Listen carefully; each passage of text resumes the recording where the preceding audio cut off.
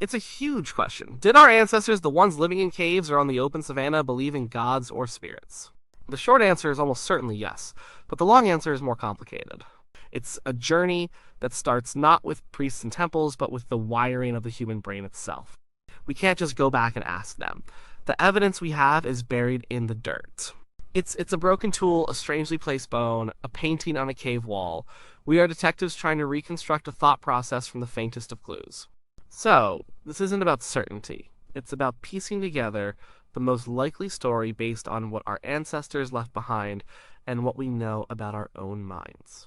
Before you can have a belief in a spirit or a god, you need a brain that's capable of having that belief. It's like trying to run software on a computer that doesn't have the right operating system. The hardware has to come first. A few key mental tools had to evolve in our lineage before supernatural ideas could take hold.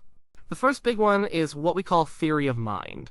This is the simple yet profound understanding that other beings have minds of their own.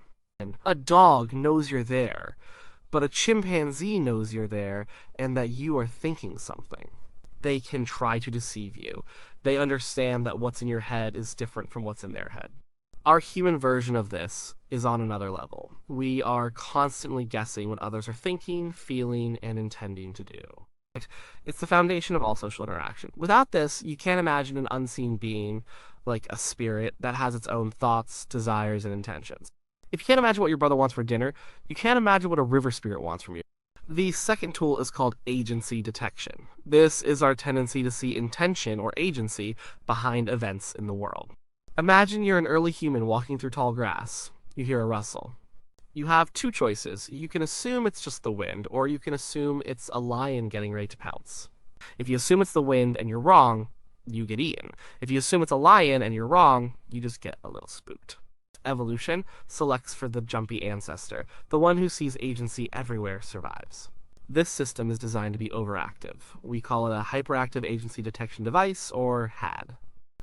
It's why we see faces in clouds, why we get angry at a computer that freezes, why we feel like a sudden gust of wind that blows out our campfire is somehow personal. Our brains are hardwired to assume that things happen for a reason, and that the reason is often an intentional agent. It's a tiny leap from thinking a rustle in the grass is a lion to thinking a thunderstorm is an angry sky spirit, or a sickness is the work of a malicious ghost. The underlying mental machinery is the same. The third piece is causal reasoning.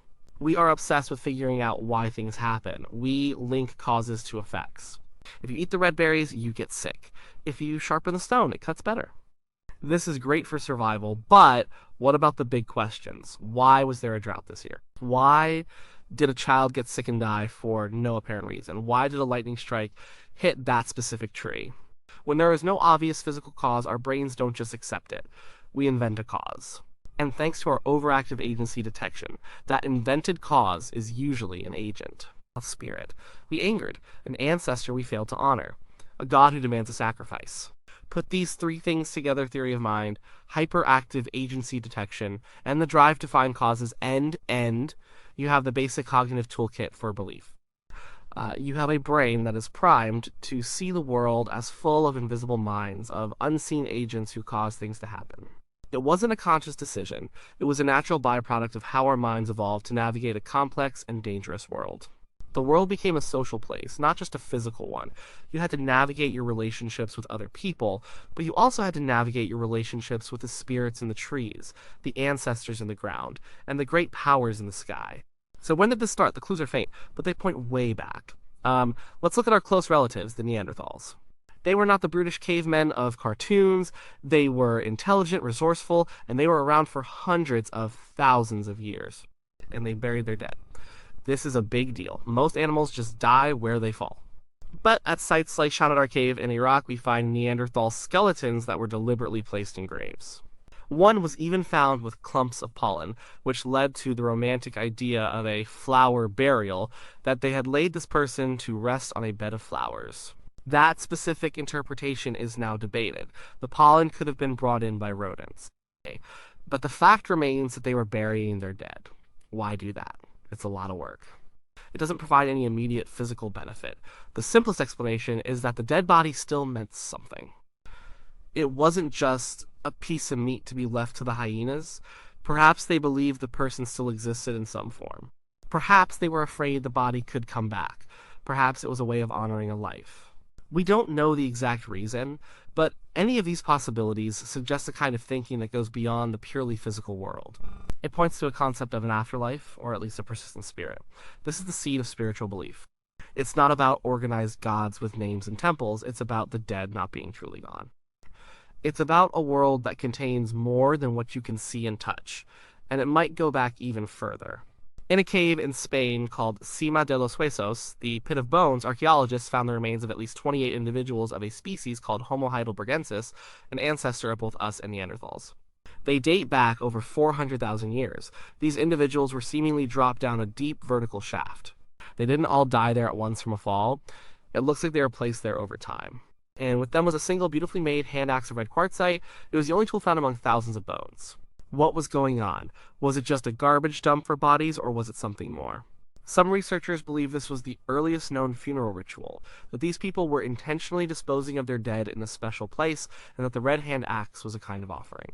An ancient gravestone, again, we can't be sure, but it's a powerful hint that the human relationship with death, and therefore with the idea of a spirit world, is incredibly ancient.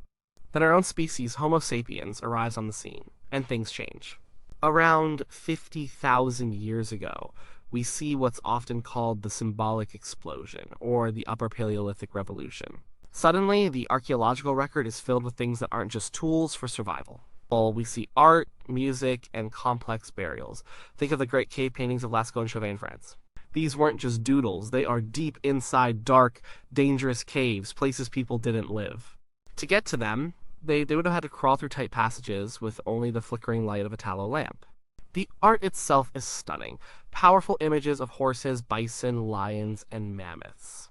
But there are also strange figures, creatures that are half human, half animal. The SORR figure from Les Trois Frères cave seems to have the antlers of a stag, the eyes of an owl, the tail of a horse, and the body of a man. What does this mean? One of the most compelling theories is that these caves were sacred spaces, portals to another world. The artists might have been shamans, spiritual specialists who would enter a trance state to communicate with the spirit world. The half-human, half-animal figures could represent the shaman's transformation during their spiritual journey. The animals on the walls weren't just pictures of what was for dinner, they were powerful animal spirits. By painting them, they might have been trying to connect with them to gain their power, to ensure a successful hunt, or to maintain the balance of the world. This is a world saturated with spirits. Everything had a spirit: the animals, the plants, the rocks, the river. This is a belief system we call animism, and it's likely the oldest form of human religion. We also see this symbolic thinking in the small, portable objects they made. The famous Venus figurines, like the Venus of Willendorf, are small statues of female figures with exaggerated breasts, hips, and bellies. For a long time, people just called them fertility goddesses, and maybe they were. Maybe they were used in rituals to ensure the fertility of the tribe or the abundance of game. But they could also be many other things. Ancestor figures, self-portraits. Good luck charms, we don't know. What we do know is that they were important. Someone spent a lot of time and effort carving them. They are physical representations of an abstract idea. That idea, whether it was fertility, motherhood, or security, was a central part of their worldview. The burials of our Homo sapiens ancestors become much more elaborate than those of the Neanderthals. At a site called Sumhir in Russia, from about 34,000 years ago, we find the grave of a man who was buried covered in thousands of ivory beads that must have taken thousands of hours to make. He was also buried with ivory spears, tools, and other ornaments. In another grave at the same site, 2 children were buried head to head, also covered in beads and accompanied by exquisitely crafted spears made from straightened mammoth tusks.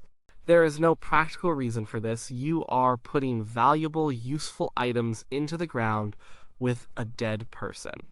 The only logical explanation is that they believed the person would need these things in another life. The journey wasn't over. Death was a transition to another place, a spirit world, and you needed to be well equipped for it.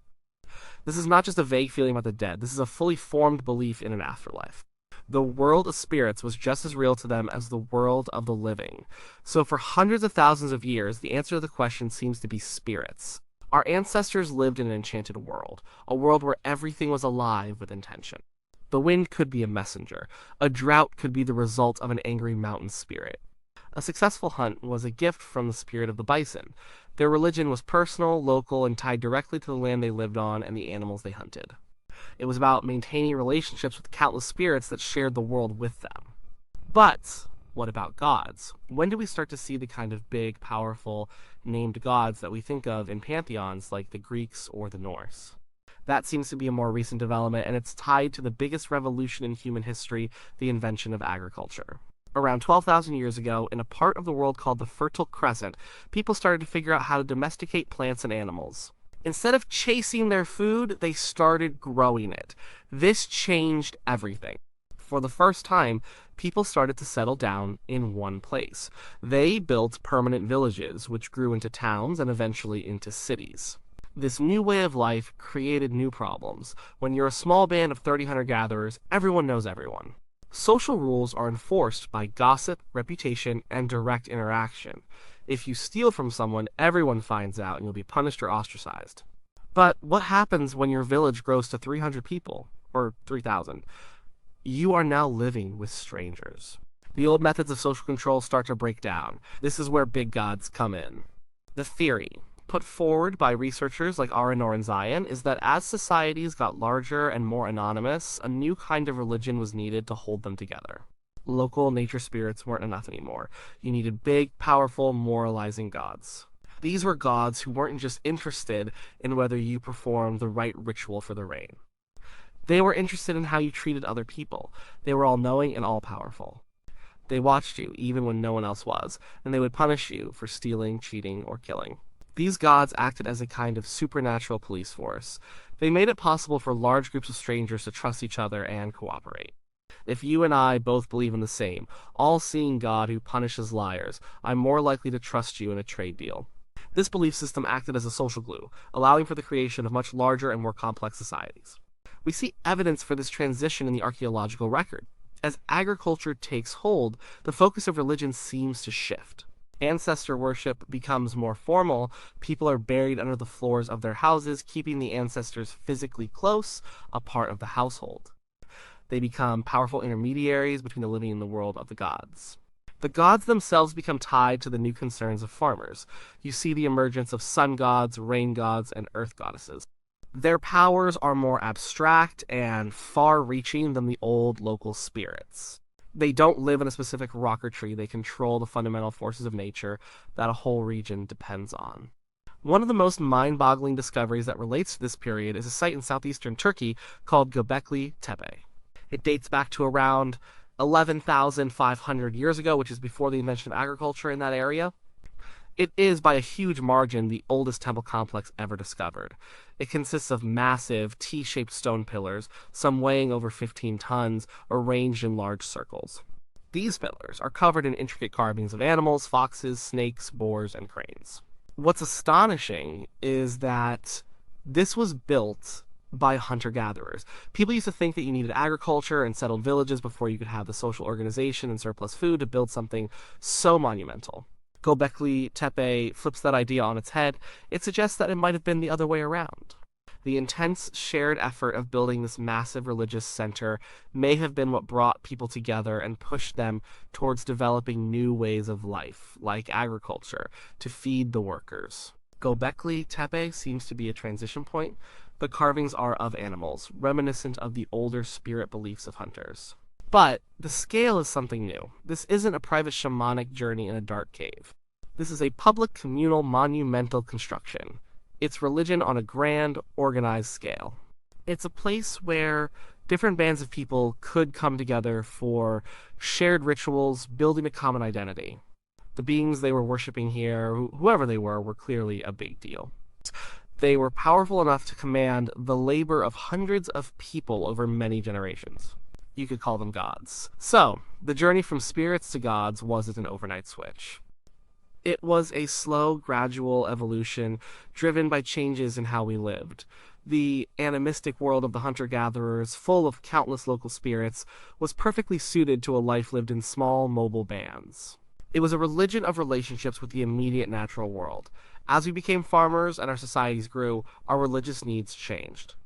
We needed bigger, more powerful deities to unify larger groups of people and enforce a common moral code. Ancestors became important links to the past and the divine. The gods of the sun, the sky, and the harvest became central figures because they controlled the new realities of agricultural life. where temples were built, priesthoods were established, and religion became more formalized and hierarchical, mirroring the structure of the new, more complex societies. But the belief in spirits never really went away. Even in societies with powerful high gods, the belief in smaller, local spirits, ghosts, demons, and fairies often continued right alongside. You might pray to the great sun god for a good harvest, but you'd still leave an offering for the spirit of the well to make sure it didn't run dry. The new system was layered on top of the old one. The old, intuitive way of seeing agency in every rustle of the leaves and every strange shadow never disappeared. It's still part of our cognitive wiring. In the end, the question isn't really gods or spirits, as if they were two separate choices. The evidence suggests a long, continuous story. It starts with a brain that evolved to see minds and intentions everywhere, a byproduct of surviving in a dangerous world. This gave rise to a belief in a world full of spirits, a belief that is likely as old as our species, and maybe older. For tens of thousands of years, this was our reality. The world was a deeply personal, social place filled with non-human persons we had to interact with. Then, much more recently, as our way of life changed, our gods changed with us. They grew bigger, more powerful, and more concerned with human morality, because that's what our new, larger societies needed them to be. The evolution of our gods reflects the evolution of our societies. So, did our ancestors believe in gods or spirits? They believed in both. They started with spirits born from the very structure of our minds. Then, as their worlds grew, they created gods to help them manage their new, more complicated lives. It's a story that stretches from a flicker of fear in the eyes of a hominid hearing an unseen sound to the construction of vast temples to the heavens. It's the story of how we tried to make sense of the universe by populating the darkness with minds like our own.